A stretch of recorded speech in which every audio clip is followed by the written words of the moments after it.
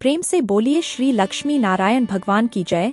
भक्तजनों, एकादशी का व्रत हिंदू धर्म में बहुत महत्व रखता है। ऐसा माना जाता है कि श्री विष्णु भगवान को एकादशी का व्रत अति प्रिय है। जो भी श्रद्धालु एकादशी व्रत का पालन करते हैं वे भगवान विष्णु के कृपा के भागी होते हैं। अजा एकादशी की पौराणिक कथा के अनुसार युधिष्ठिर महाराज ने भगवान श्री कृष्ण से पूछा, हे माधव, अजा एकादशी क्या है और इसे क्यों धारण किया जाता है? इसे धारण करने से क्या लाभ होगा? महाराज युधिष्ठिर की बातें सुनकर भगवान श्री कृष्ण बोले, राजन, एकचित होकर सुनो।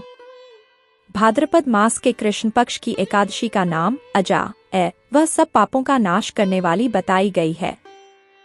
जो भगवान ऋषिकेश का पूजन करके इसका व्रत करता है उसके सारे पाप नष्ट हो जाते हैं। पूर्व काल में हरिश्चंद्र नामक एक विख्यात चक्रवर्ती राजा हो गए हैं जो समस्त भूमंडल के स्वामी और सत्य प्रतिज्ञ थे। एक समय किसी कर्म का फल भोग प्राप्त होने पर उन्हें राज्य से भ्रष्ट होना पड़ा। राजा ने अपनी पत्नी और पुत्र को बेचा, फिर अपने को भी बेच दिया। पुण्यात्मा होते हुए भी उन्हें चांडाल की दास्ता करनी पड़ी। वे मुदां का कफन लिया करते थे।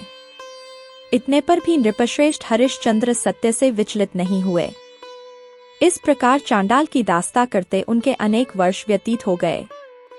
इससे राजा को बड़ी चिंता हुई। वे अत्यंत दुखी होकर सोचने लगे, क्या करूं? कहां जाऊं? कैसे मेरा उद्धार होगा? इस प्रकार चिंता करते करते वे शोक के समुद्र में डूब गए।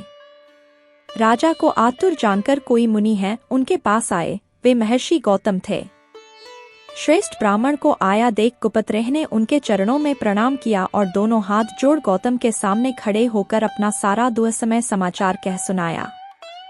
राजा की बात सुनकर गौतम ने कहा, राजन, भादो के कृष्ण पक्ष में अत्यंत कल्याणमयी अजा नाम की एकादशी आ रही है जो पुण्य प्रदान करने वाली है। इसका व्रत करो, इससे पाप का अंत होगा। तुम्हारे भाग्य से आज के 7वें दिन एकादशी है। उस दिन उपवास करके रात में जागरण करना। ऐसा कहकर महर्षि गौतम अंतर्धान हो गए। मुनि की बात सुनकर राजा हरिश्चंद्र ने उस उत्तम व्रत का अनुष्ठान किया। उस व्रत के प्रभाव से राजा सारे दुखों से पार हो गए। उन्हें पत्नी का सत्रिधान और पुत्र का जीवन मिल गया। आकाश में दुंदुभियां बज उठीं। देवलोक से फूलों की वर्षा होने लगी।